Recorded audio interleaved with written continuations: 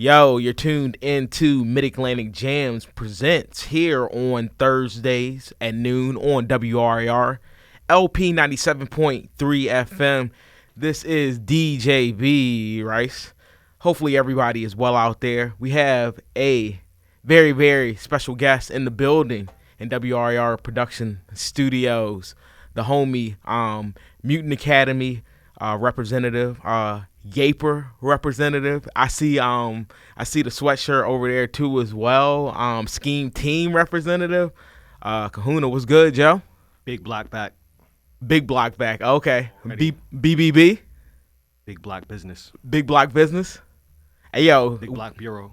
Yo, son, we really do need LeVar Ball on a Mutant Academy track before it's all said and done. Not rapping, but I feel like just teaching the youngins just like game. You have a y'all have definitely a couple. I feel like a couple of LeVar Ball references in y'all's tracks. Yeah, LeVar Ball, that nigga. I mean, he a positive person. He could fuck with the muse. I get him on a skit, big fly joint. Hell yeah. Talk some shit. He just good at talking shit. If you good at talking shit, you might could just join. You can get a 10-day contract for Scheme Team just on your ability to talk shit. So I agree, yo. His level warrant like a 30-day contract just off bat. So what's up? And yo, it just came to my mind because you were just saying BBB. But yo, the randomness begins of the interview though, yo. But I was gonna here we go. Yo, but the shark food joint, just let's talk about recent before we get into just like the past stuff. The shark food joint, like, how do you feel about the Whole Foods opening up in Richmond right now? Oh Lord, damn, they shouldn't have did that shit. Right down the street from Holly. Fuck. You gonna see me there probably like every Tuesday morning, maybe Saturday morning, just doing push-ups, holding push-up classes and routines and shit. Just for the youth though, just to like inspire them and shit, and just better my community through Whole Foods and push-ups. Yo, you gotta tell them while you're there doing push-ups, you gotta look one of the employees in the left and tell them to work on that hot bar. Because that chicken needs some work. Especially you got the best chicken. Chill. In Central Virginia Lee's right there, yo. And you got the Whole Foods, all respect to what they're doing there. But the fried chicken looks like it has athlete's foot. How many black people did you see working at Whole Foods when you went there earlier? I wasn't really paying. I saw a couple. Two over there. We got two. Okay, we in the building. We've been in the building. I'm lucky was counting. We in the building. I'm extremely happy. I think I might have seen just like a couple there last night, but you know how when you're in a rush or whatnot, like you just like whatever. When it comes to copping food. Shit, I'm looking to see how much black people was in everywhere I go, or just whatever. I go to a Mexican spot. I'm trying to see how many Mexican people is there. Like, if we go to Greek spot, how many Greek people are there? Like, that's how you know. Like, if it's just. For real, yeah, I agree. Got soul food spot or shit, even chicken spot, and it's just too many white people working there. You might just want to go to a different chicken spot. Like, yeah, it's all about representation. I feel like we get that really, really well, like in Richmond, for the most part. But the shark food freestyle, I tell you, I never told you this before, I don't think, but I was thinking about this the other day. Yo, it just I feel like that freestyle shows that teamwork makes the dream work, because I think a lot of people will be expecting Anakin to be the first person over a Madlib track, because of course you got like the shout out and stuff like that, but then you actually have the first Madlib track out of Mutant Academy. Of course some other stuff is getting released down the road, but you kind of set it off. I feel like that's like definitely a sign, a real great sign of teamwork. Just like, what was your thoughts like recording that, and how was it meeting Matt? Because I heard you met Madlib. How was it? Yeah, that joint was tough. Madlib, he fuck with the whole Mutant Academy, so like that's why. So he definitely was like familiar with your music and stuff. I remember he looking at me and was like, "Yeah, I know you, nigga, Holly." And he said, "Holly." Oh, fuck, God damn it, you shouldn't have said that. Yeah. So then, he mad cool, and like everybody he was with the studio mad cool. Shit. And then one day we was just chilling. Me and Anakin was chilling at Holly, and we was just talking about like, I don't know, just with the Madlib beats he already got and shit. And then we just had the idea that I would just drop some shit as a single, just ASAP. Just it was probably Sunday or some shit like that. Yeah. It was like Sunday night, and we was like, all right, bet. So I just went looked through every beat that he sent Frank and fucking just picked that beat and made that shit next morning and put that shit out probably like the next day or some shit like that or the next just like you said it was just gonna be fun to see me have the first Madlib track instead of Frank, where everybody looking at Frank, and then people just realize like, oh damn, it's just like you said, it's some teamwork shit. You know, it's just respect for everybody in Mutant Academy, and you can see that. And it's actually one of the more Madlib beats with more like trap elements too as well, and I think you really especially with you know, just a lot of just the demographic and like the group of like fans. Mm-hmm. That we're and like sometimes like it can be really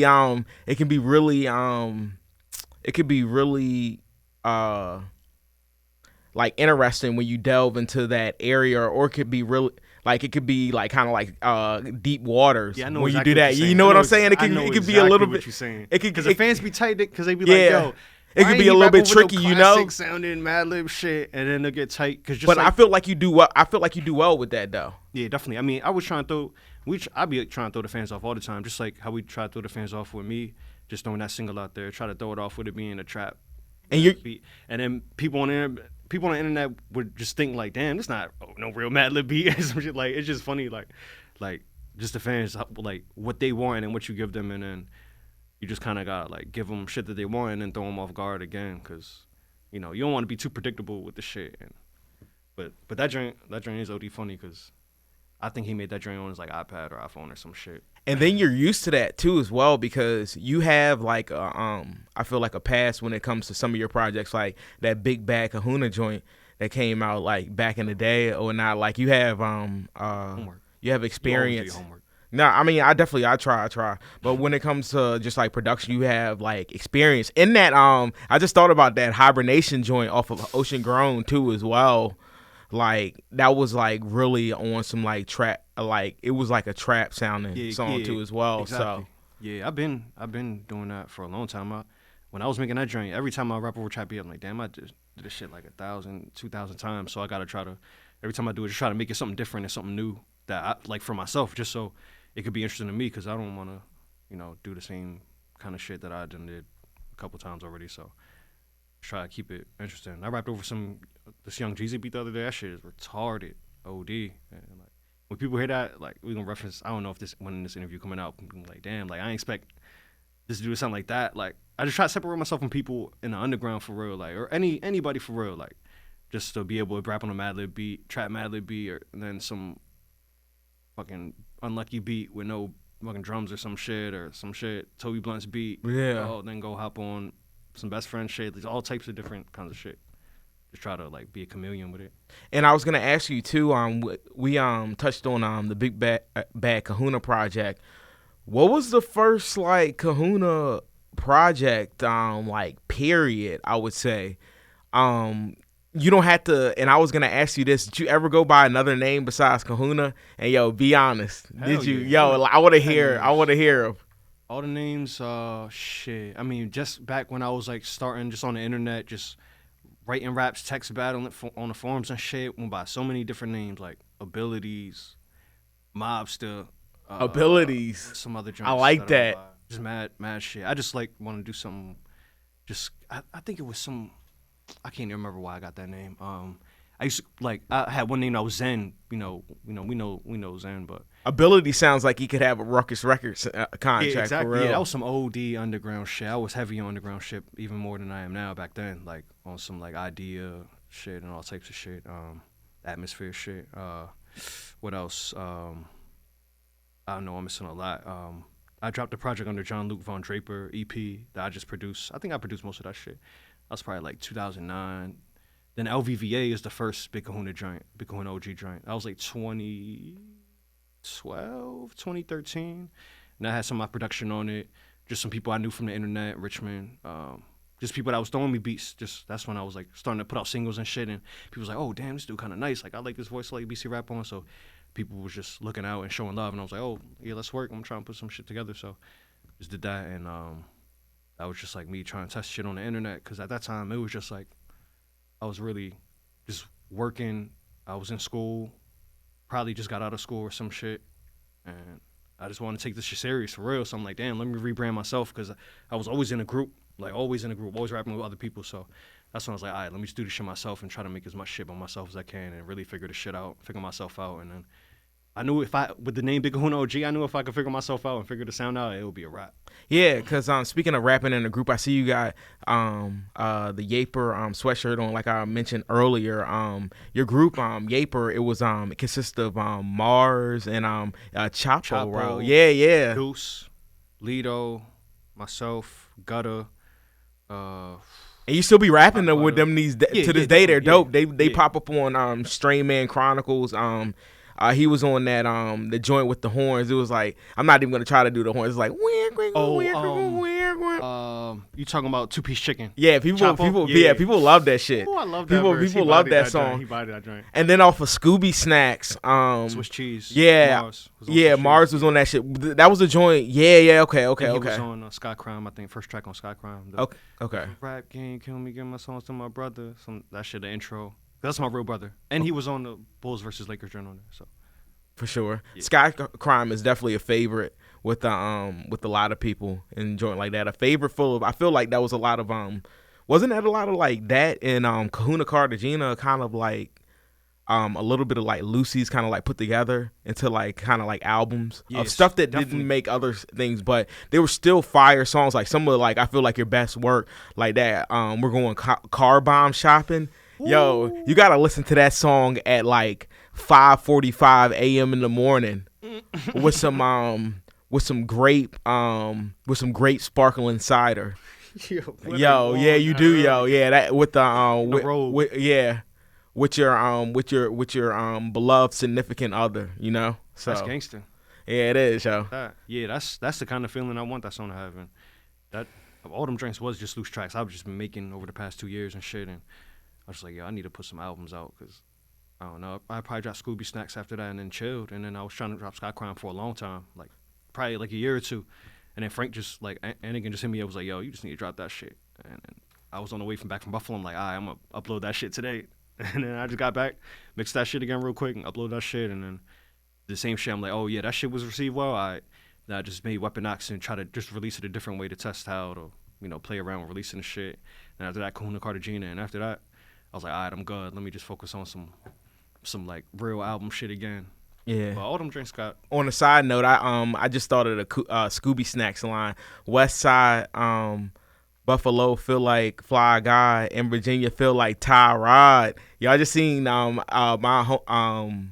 one of the family just seen Tyrod in Top Golf the other night. I was about to text you and let you know. Yeah, that's hard. Cause he's from around this area, isn't he? Definitely, yeah. Yeah, okay, yeah. That's crazy. I would have ran up there. I don't even got a Tyrod Taylor jersey, but I have him sign any Bills jersey. Like he took us to the fucking playoffs. So when he finds out about the Mutant Academy music, I'm pretty sure he'll be appreciative about that shout out. Yeah, definitely. Damn, I didn't even think about that. Yeah, I'm trying to Man, I'm trying to get Rick Fox on board. I need to get in contact with him. I gotta know somebody. I know Rick Fox, and I know when he hit the shit, he gonna be like, "Oh Lord, this nigga got it. I need to put him on my team." Ask Madlib.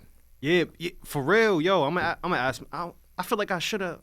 I don't know. I don't know why I feel like I already did ask Madlib or meant to ask him. But you're right. Like I definitely thought about that before. Like I probably know somebody I know. We can get it popping. He can get in the video.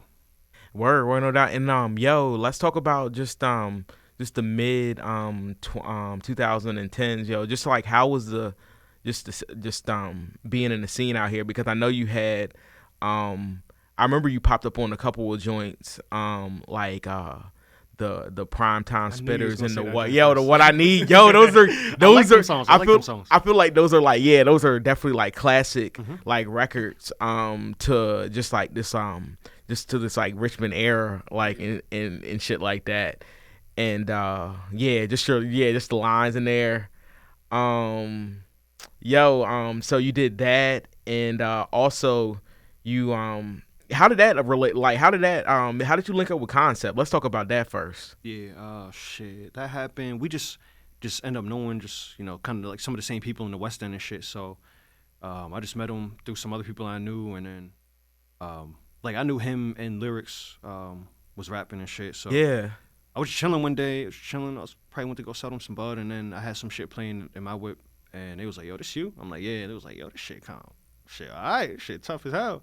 So then after that, they just started coming through the crib. And I just started like linking with Max. He lives south side, so I'll go scoop him, and we'll link either at like Lyric's crib, my crib, and just get it in and work. And because he was working on Live Laugh at the time, so I was just kind of helping them with what they was doing and shit. And then we start chilling more and shit. I start seeing them more and shit, and then I seen y'all perform. There's a video of y'all performing Primetime Spitters at like Epic Fest like one year. Oh. Like in like 20, I want to say like 20 gotta see when that there's video of it online. It's pretty like that's hard. Yeah, it's pretty cool like just to like see that, just to see just people just like just artist development like as you just like see it like right there. So I remember like one of the first times we performed that shit, like it was not even that long after we made it, and like we performed it somewhere. It's like my first show ever, some random shit.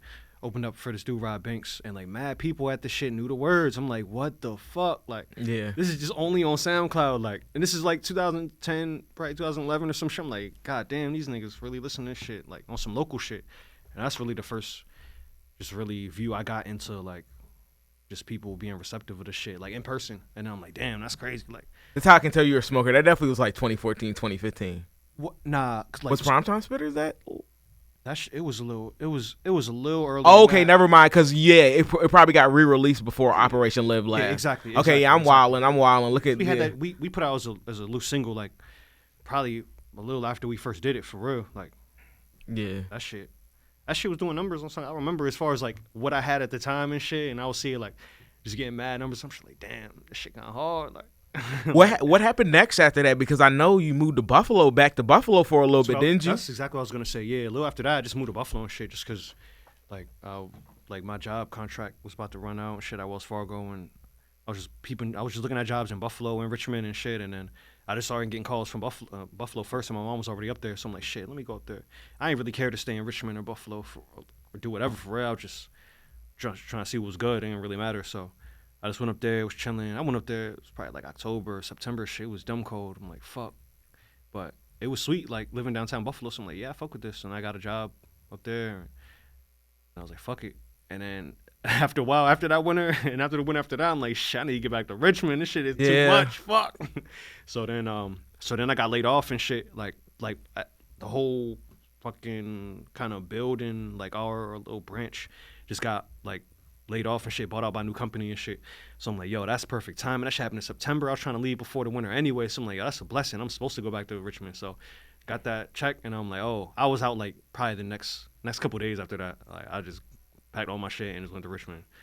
And then I'm here now. I was gonna ask you, when did you link up with Grey Matter? Because I've definitely heard a story that Unlucky has told me off air about how I think Grey Matter got a message from you one day, and then it was like he told Unlucky that like, yo, there's this cat Big Kahuna OG who hit me up on SoundCloud. Is that story kind of familiar to you? Or yeah, I don't know who up first. I just remember Concept telling me one day, he was like, yo, you need to link with Chris' brother, his brother Ben. He was like, he OD nice, like he might be even nicer, but he just already had the vision that we would make some tough shit together. So I'm like, all right, but. And then I don't know who first, but I just remember I was definitely writing some of his shit before I even talked to him, just on SoundCloud and shit. I was literally making the what is the song off Ocean Grown? Which one was joint? The joint, Keep My Bitch on the Leash. Oh, you're talking about Fly the Coop. I was literally making Fly the Coop probably like a couple months before I met him. It was already on his SoundCloud and shit. And then I think I peeped the SoundCloud before I even like. Before Concept even put me on, but I remember I was writing that shit at my boy crib in DC, and then went to his crib. I feel like he hit me up one day, and then I just came through and shit. Like I remember I ain't had no bread at this time. Like I don't know if I like just didn't have a job when I first came back or what, but like I was like my last of my bread. I went and caught some Dutches, and then went to this nigga crib, and then shit, I got like mad beats from Ocean Grown. Like first 7-8 beats got.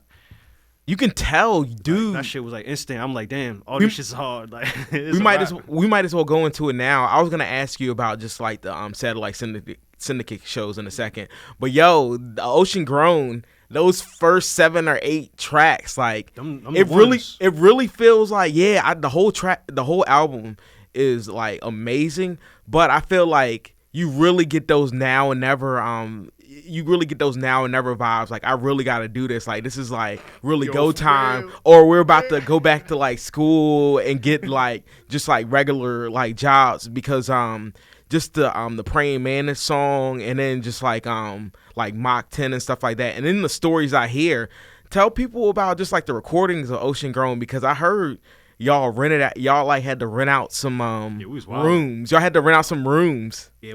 Yeah, I was just, that's funny that you asked that. I was thinking about that shit this morning, just like random recording shit, just because nobody was really had their own spot. There was no Holly at this time. Ben ain't having no spot. So we was just like trying to link up, do shit wherever. So we would be random niggas. I remember one day, like I usually had to wake up OD early, like 4:30 to go into work at this hotel job that I just got. So I'll just be up early regardless. So then one day I remember he called me when I didn't have to work. It was still like 3 and 4 in the morning. I'm like, what the fuck? And then he just wanted me to come through and just record or some shit. I guess they had just been up the whole night at somebody's crib. So I just went over and I'm like, fuck it. It's like 3 in the morning, 4 in the morning, fuck it.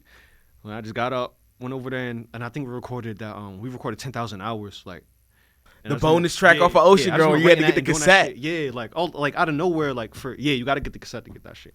Or I think it's on streaming. It's on streaming too. Yeah, that ain't too hard to not put on streaming. Yeah. But I just remember that, and I remember who was in the room. Like I feel like Alfred was there. I feel like Doof was there. Maybe I feel like it was some random people. I was like, damn, like, it was really just getting it in wherever. Back then, the hotel shit. It was probably some weekend I didn't have to work. We was like, yo, we need to knock some shit out. We need to make some shit. It was like, yeah, like, fuck it. Let's just get to the hotel room because we don't got no space to set this shit up for real. To lab like we wanted to. Like, really, he going to make some beats. And then when he make the beat, shit, we going to load it on the laptop. I got the mic right here. I'm going to rap the shit. He going to make some more beats. We going to do that. And then I remember we made the song Ocean Grown in there and probably one other joint. It might have been The Fountain or something with Henny on it. But shit, that's how I've always been up until I got Holly. Like, I would be anywhere. If I would go to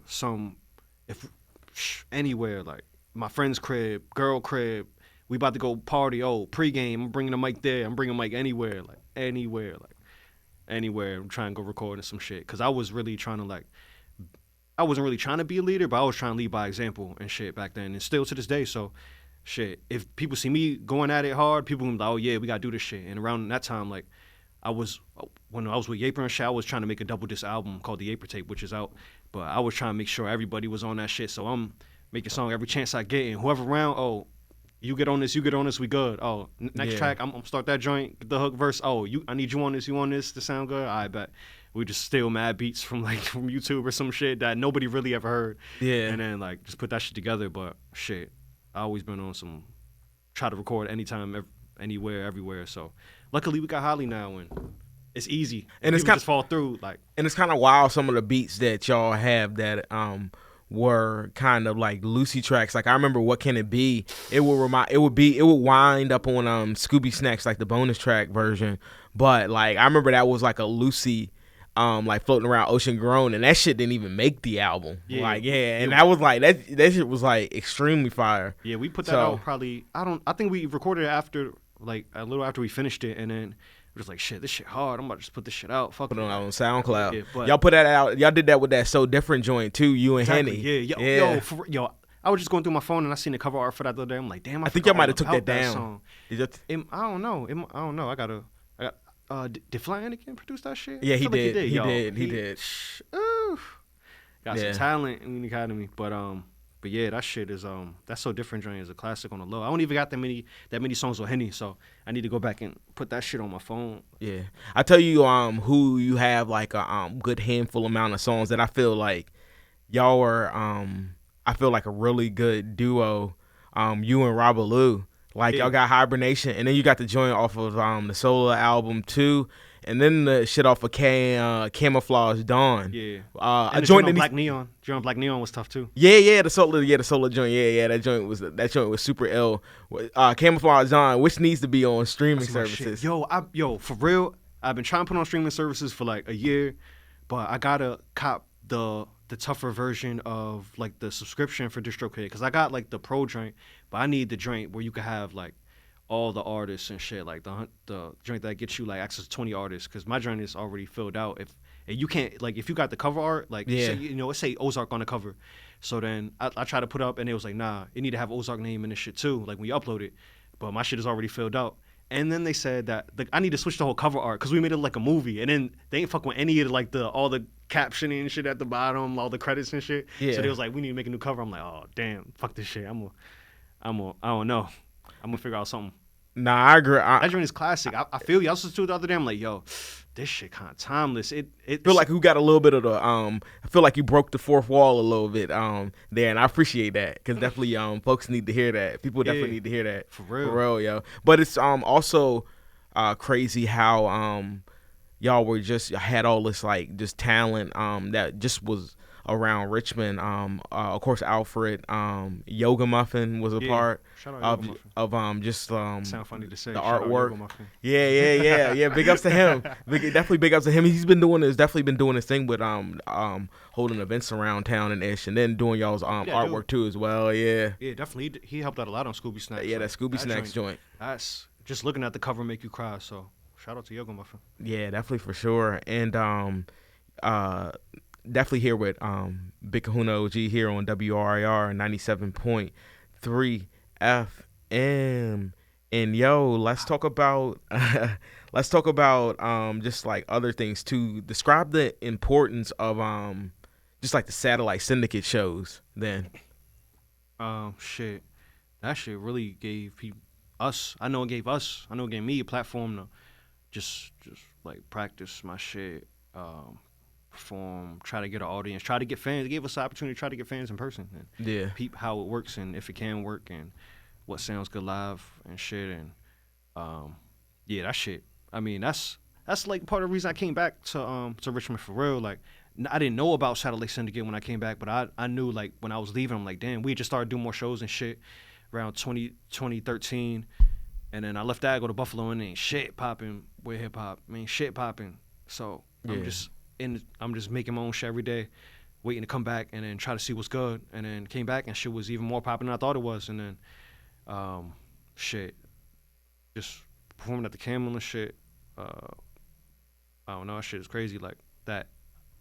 I don't know. It's kind of like invaluable experience because you can't really. It's hard for like a young artist and shit to like just really practice their shit and something that is so accessible. Like that shit was like monthly, weekly, or some shit like that. So but like that shit helped us. That's out where a lot. I heard like, y'all from. That's where I first heard y'all. Real, exactly. Like just thinking about it now, like I'm like, damn. Like without that shit, like there was no way that I could have tried to practice getting nice on stage and get comfortable on stage. And I really got comfortable on stage on that shit. And that shit, like now doing shows in LA and New York, and people was like, damn, these niggas really the shit. They really got their whole shit together on performances and shit. That shit just came from being at the Camel. Camel sound system tough too, and they stage tough. So I appreciate that shit. Every time I'm in the Camel, I'd be like, damn, like it's damn near where it kind of started. Like for real, like for me, like that's where I got a lot of performance shit in. Like I know before I came, people was performing at it was some other shit that Anakin and Henny was telling me that they used to perform at.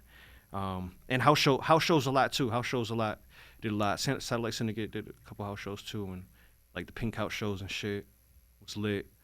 Another fucking venue to get some more fans. Yeah, absolutely, yo. As we I would say not wrap it up here, but as we kind of start to wind it down here on Mid-Atlantic Jams for sure.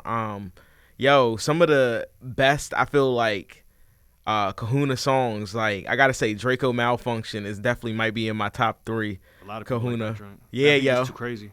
Yeah, and especially like cause of course as you get bigger and bigger, you're probably gonna have like haters out there and stuff like that people try to like hate on your bars. But yo, anybody who hates on your bars, like they need to go to like that second verse. Like we was young, look what it cost us rapping with the cheap equipment. Look what it taught us. Yeah, that's yo. Real shit. It's a lot of I mean, I don't really be peeping haters like that. Like I don't really go out my way to look for haters, and I don't know. I feel like they don't make themselves as visible like my haters. So I would like to find some of my haters and have conversations with them like this. Oh, but I mean, I be putting a lot of work into my songwriting, so I'm confident about that shit.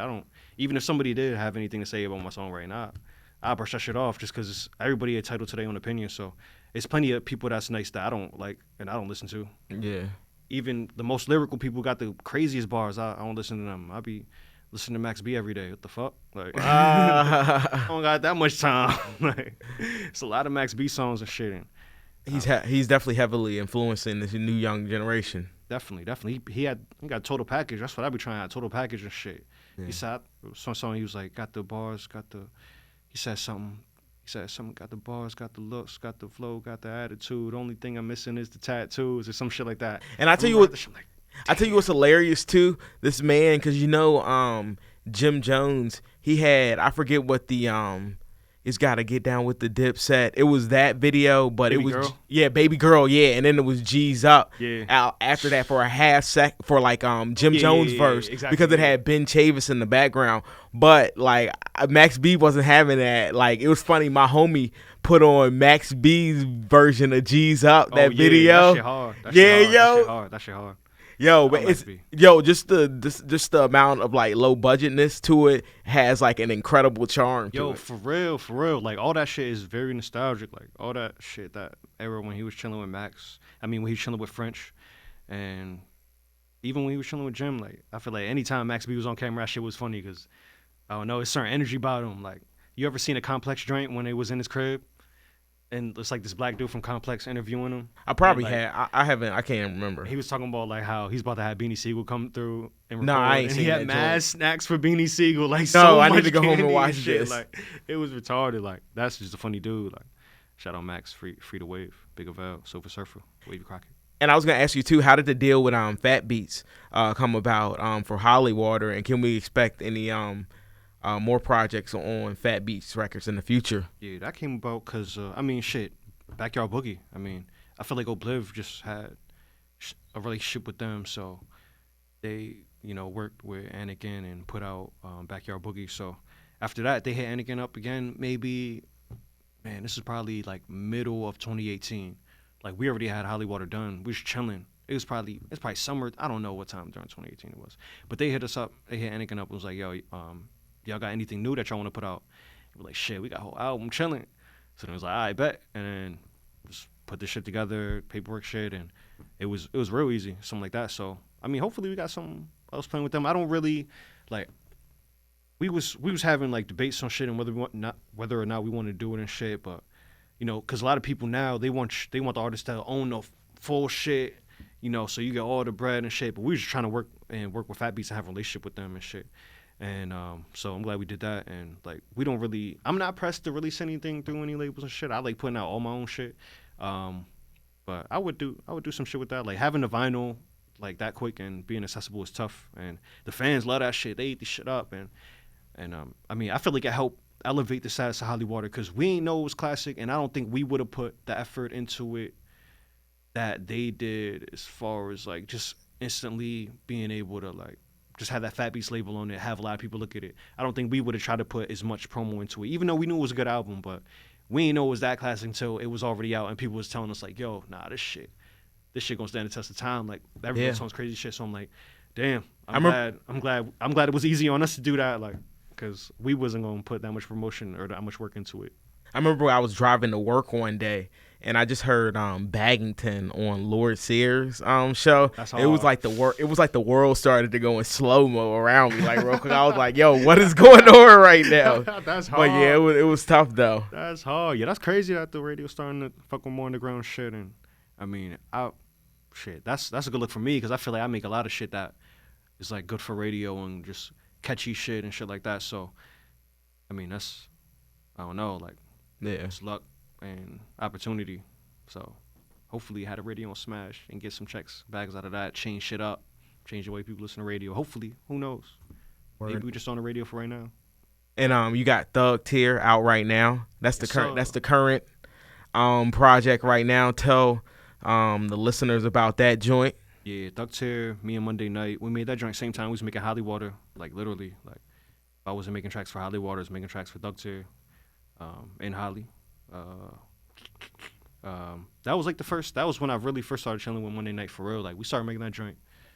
Like shit. I remember he did the joint with the Gray Matter song. What is that? Lifetime? Exactly. Yep. He did Lifetimes, and then Grandmaster wanted me to mix that. That was back when he was Selfo. Exactly. Yo, I feel like he hate that name, but that's a tough name. Like, I like Selfo.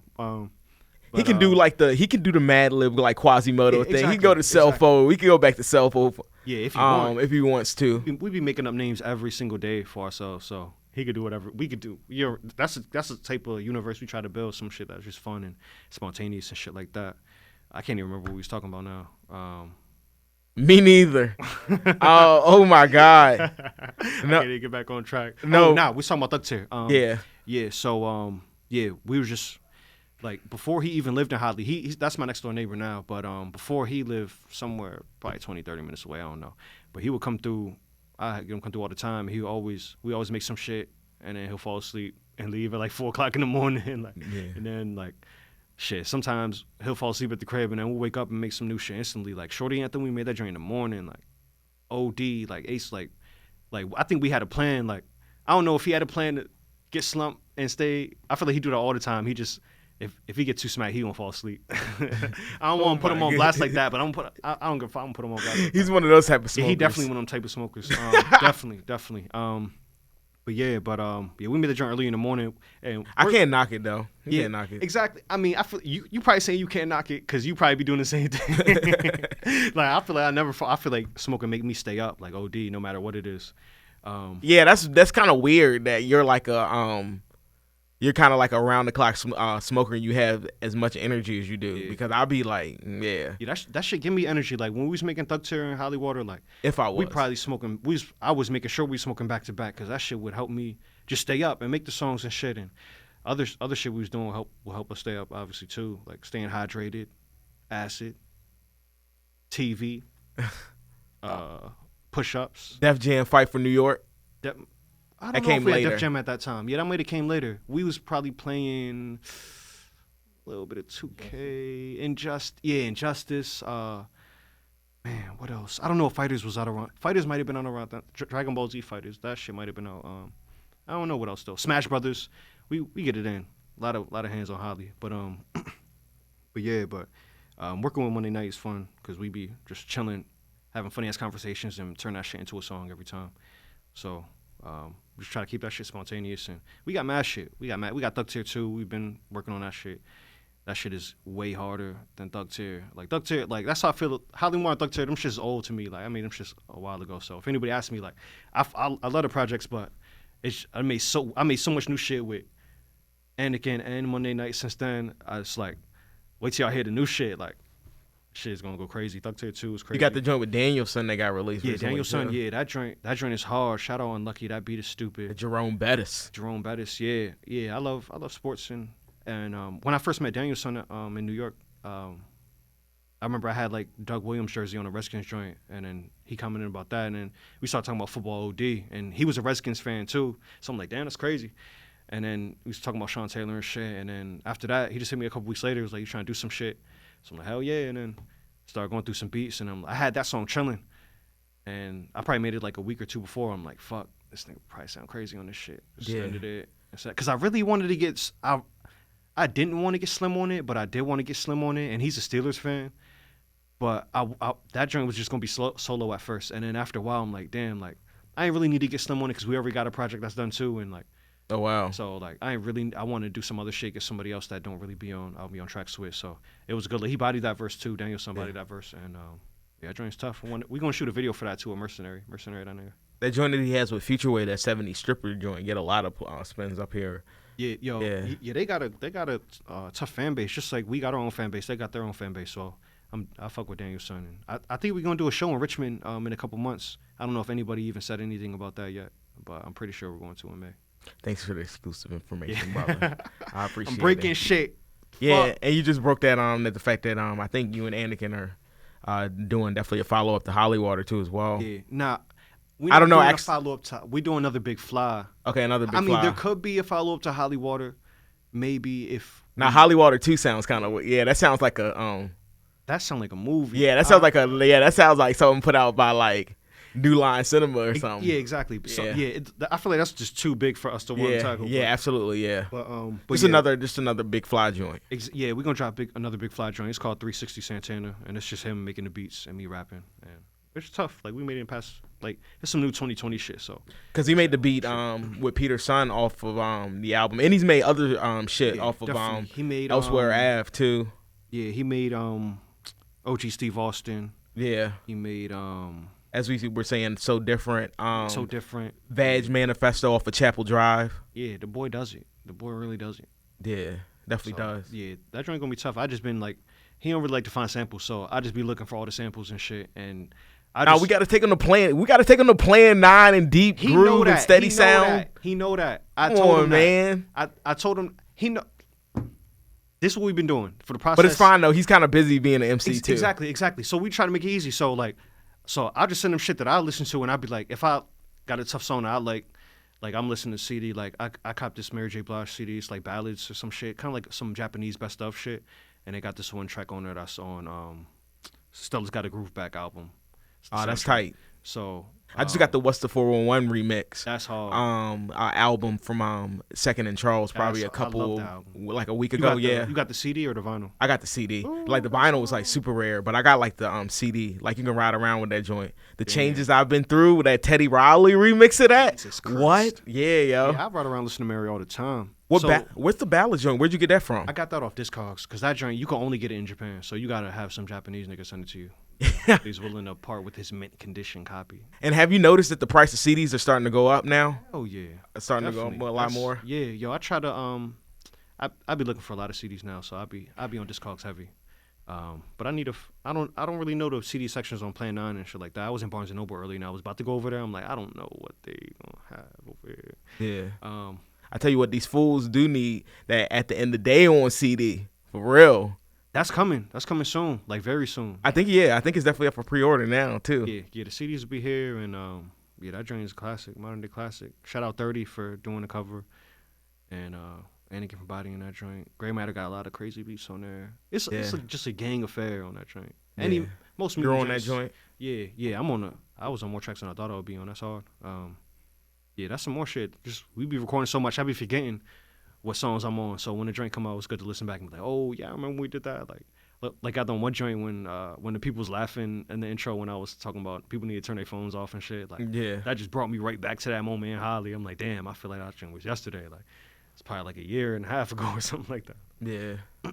But yeah, yo, this has been Mid-Atlantic Jams exclusive with OG. Nah, I shouldn't have done that. Yeah, I shouldn't have done that shit. That was a terrible impersonation. You can do it. I be liking when the fans do that shit. They be like, even when I be at work, I be walking by, I be like, da-da-do. For real? For real, yeah. That's hilarious, yo. I be in Kroger's, people be saying that shit. I'm like, yo, wow. I'm happy that you're getting like the love here though. Yeah, so. Yeah. I don't really expect people to like show love for real. Like I'm just happy with doing the work and putting it out, and that's hilarious. People be like, da-da-do. Exactly. Yeah, that shit is like it's getting bigger than life and shit. So hopefully it just keep getting bigger, and the music and tours, and we got Japanese people saying that, and Hungarian people saying that, and Thailand saying that. Japanese cat sending you Mary J. Blige CDs rare. Yeah, for real. Send me them samples. Send me them rare samples. Yeah. Oh yeah, but I ain't even finished telling you. That's what I was doing. I was just finding tough Mary J. Blige songs and tough songs that I like, and just send them to Frank or Flanagan so he can sample them joints, and we just go through mad shit, and I don't know. He also did Voodoo with you and Concept. Okay, yeah. Yeah, he did do that too. Yeah, I forgot about that. That's one of my favorite joints, and I was trying to get him to recreate it, and he didn't want to do it for 360 Santana, because I just want to have like a version of my own where I could just do the verse and the hook and just be able to perform in that show just by myself. But he wasn't with it. But we did like a workaround. It's pretty tough. So that joint gonna come out soon. So everybody gonna hear that joint. And that's like one of my favorite albums that I've been working on recently. Bet 360 Santana dropping soon. Stop rocking Deweys if you don't got waves. You're not trying to get waves. I just gotta. This is a disclaimer, because this is part of my promo run for 360 Santana. I'm wave checking everybody on the internet, in person. If I see you in a magazine, I'm gonna wave check you somehow. Don't do it. Is this coming with a Dewey? Do-rag editions? Oh, it could, but I'm trying. Vinyl coming with the do-rag? Get the manufacturing right with China. They playing with the numbers. I don't know. They make it a little difficult, but I'm gonna call Hove. We gonna work some shit out. Word, bet. Kahuna always really dope to sit down and talk. Yeah, big block. Yeah, you a legend. You came with the notes. I ain't never sat down with you with the notes, and you hit this shit out the park. Yeah, legend too. No doubt, man. Big block. Black Peace. out, black out. Da da do.